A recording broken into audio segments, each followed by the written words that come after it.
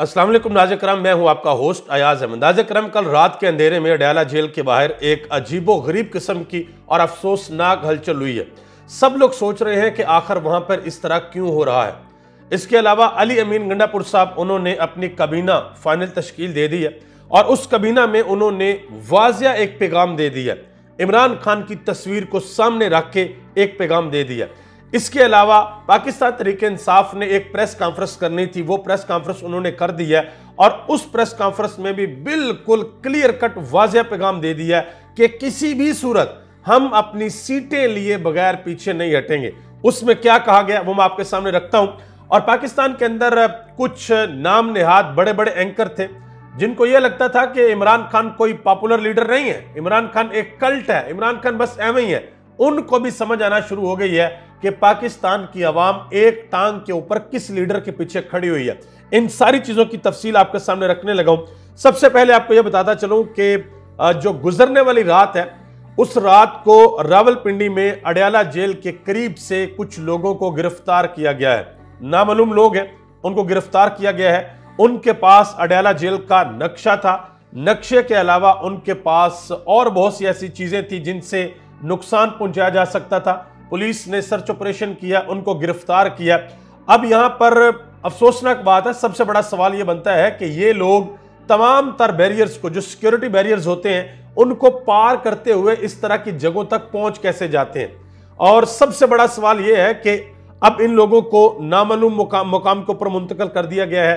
तफ्तीश होगी, उसका क्या नतीजा निकलेगा, कौन लोग सहूलतकार बने इनको यहां तक पहुंचाने के लिए, इनके पीछे कौन था, क्या इन बातों का कौम को पता लगेगा या नहीं लगेगा। क्योंकि इस तरह का एक पहले वाकया हो चुका है वजीराबाद के अंदर, जब इमरान खान के ऊपर हमला हुआ था और आज तक कौम को नहीं पता चला कि उसकी रिपोर्ट क्या थी, उस बंदे को क्या सजा मिली है और वो सारे आगे मामला क्या हुए, आज तक पता नहीं लगा। उम्मीद करते हैं कि इस मामले में पाकिस्तानी कौम को जरूर पता लगेगा कि ये लोग कौन थे, कहां से आए थे, इनका मकसद क्या था और इनको भेजने वाले कौन थे या इनके सहूलतकार कौन थे। यह बहुत इंपॉर्टेंट है और हो सकता है, ये मेरी रीडिंग है, हो सकता है कि आने वाले दिनों में इमरान खान को अडयाला जेल से निकाल कर कहीं और शिफ्ट कर दिया जाए और शायद यही बेस बनेगी कि जी सिक्योरिटी के मामला ठीक नहीं है, इमरान खान मुल्क के बहुत बड़े लीडर हैं, लिहाजा ये रिस्क नहीं लिया जा सकता। आगे आ जाए जी।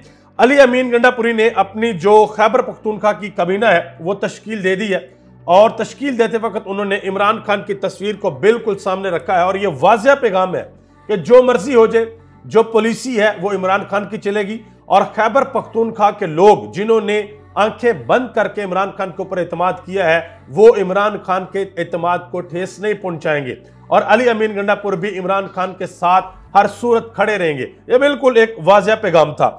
इसके अलावा इमरान खान ने दो बड़े फैसले किए हैं। अपोजिशन लीडर के लिए उमर अयूब खान का नाम दिया है इमरान खान ने कि उमर अयूब खान कौमी असेंबली में अपोजिशन लीडर होंगे और चेयरमैन पब्लिक अकाउंट कमेटी जो है वो शेर अफजल खान मरवत के हवाले की है कि वो उसको चेयर करेंगे और शेर अफजल खान मरवत ने इस पर इमरान खान का शुक्रिया भी अदा किया है। इसके अलावा आगे आ जाए जी, जो एक बड़ी और अहम डेवलपमेंट ये हुई है कि पाकिस्तान तहरीक इंसाफ ने फॉर्म 45 के अंदर जो भी रंग रंगेलियां पूरी कौम के सामने आ गई हैं, जिस तरीके से बॉल पेन के साथ एक कारीगरी की गई है, उसके बाद एक बड़ी अहम तरीन प्रेस कॉन्फ्रेंस की है। सलमान अकरम राजा, बैरिस्टर गोहर अली खान, तैमूर जगड़ा और बैरिस्टर अबूजर सलमान न्याजी, ये सब बैठे हुए थे और सलमान अकरम राजा ने बड़ा क्लियर कट कहा है। उन्होंने कहा जी हमारा वोट चोरी हुआ है, इसके लिए पाकिस्तान के तमाम अदारों को बता रहे हैं कि अब इस मुल्क में इस तरह नहीं चलेगा, अब हम अपना हक लेकर रहेंगे। उन्होंने जो मजीद बात की, उन्होंने कहा कि अब हमने ये फैसला करना है कि आइंदा इस मुल्क में इक्तदार की तब्दीली अवाम के वोट से होगी या फिर किसी मंसूबे के तहत होगी। और इसी तरह शोएब शाहीन ने पाकिस्तान के चीफ जस्टिस से जनाब मोहतरम इज्जत माब काजी फायद ईसा साहब से एक बड़ा अहम सवाल पूछ लिया। उन्होंने कहा कि जनाब मोहतरम जुल्फकार अली भुट्टो के केस में 44 साल बाद जाकर सुप्रीम कोर्ट को याद आया कि उस वक्त जो सुप्रीम कोर्ट के अंदर जजेस बैठे हुए थे उन्होंने जुल्फकार अली भुट्टो को फेयर ट्रायल का हक नहीं दिया।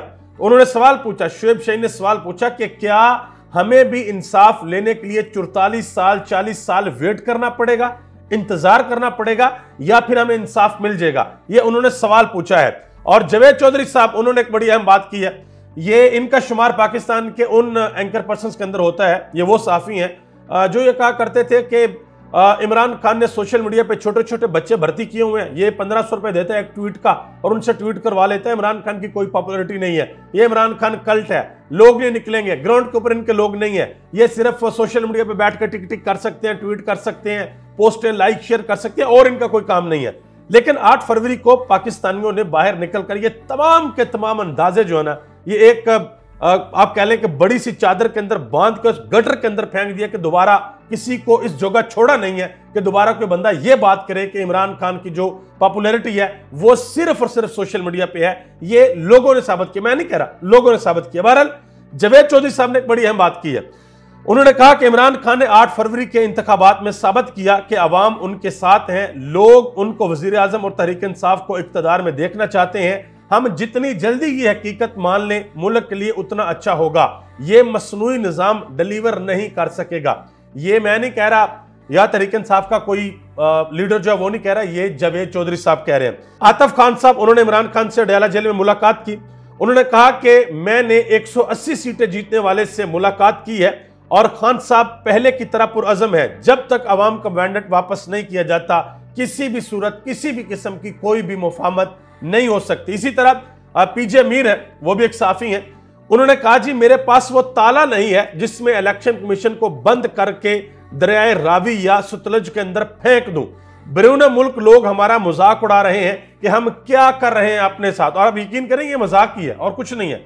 आप देखें किस तरीके से अगर 12 वोट पड़े हैं तो उनको 112 बना दिया गया है, अगर 112 पड़े हैं तो उनको 1112 बना दिया गया है। और पता नहीं जिस किसी ने भी ये किया, पता नहीं किसने किया, जिस किसी ने भी ये किया है उनको शायद लगता था कि लोग सर से गंजे हैं, लोगों की आंखें नहीं हैं, लोगों को पता नहीं लगेगा कि ये जो ऊपर नीचे पेंसिल फेरी गई है 20 रुपए की, ये लोग इसको समझ नहीं पाएंगे।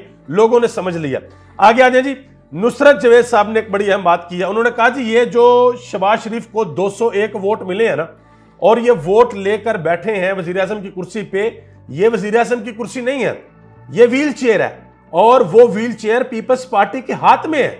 जिस दिन पीपल्स पार्टी का हाथ साइड पे हो गया, और आप थोड़ी देर के लिए सोचें कि एक बंदा व्हील चेयर के ऊपर बैठा हो और उसको लेकर उतर रहे हूं या लेकर चढ़ रहे हूं किसी भी चढ़ाई पर या उतराई पर, और जिसके हाथ में व्हील चेयर हो वो साइड पे हो जाए, तो अगर उतर रहे हो तो फिर भी मुंह के बल जमीन पर गिरेगा व्हील चेयर वाला, और अगर चढ़ रहे हुए और फिर साइड पे हो गया तो फिर उल्टा होकर जमीन पे गिरेगा। ये हाल होता है अगर व्हील चेयर वाला हाथ साइड पे कर ले। और इसी तरह की बात मंसूर अली खान ने भी की है। उन्होंने कहा जी इस वक्त जो शेर है ना, शेर वो तीर के ऊपर खड़ा हुआ, और जिस दिन तीर हल्का सा नीचे से हिला वो शेर के अंदर होगा और शेर जख्मी हो जाएगा। ये इस वक्त हालत है पाकिस्तान मुस्लिम लीग नून की। और इसी तरह समीना पाशा ने भी एक बड़ी अहम बात की है। उन्होंने कहा जी सब कुछ बदल चुका है, ये पाकिस्तान अब बदल चुका है, ये इमरान खान का पाकिस्तान है। 8 फरवरी को अवाम ने सब बता दिया है कि वो किस तरफ जाना चाहते हैं और किसके पीछे खड़े हैं। आप सबका बहुत बहुत शुक्रिया। पाकिस्तान जिंदाबाद, पाकिस्तान के अवाम और पाकिस्तान के इदारे पाइंदाबाद।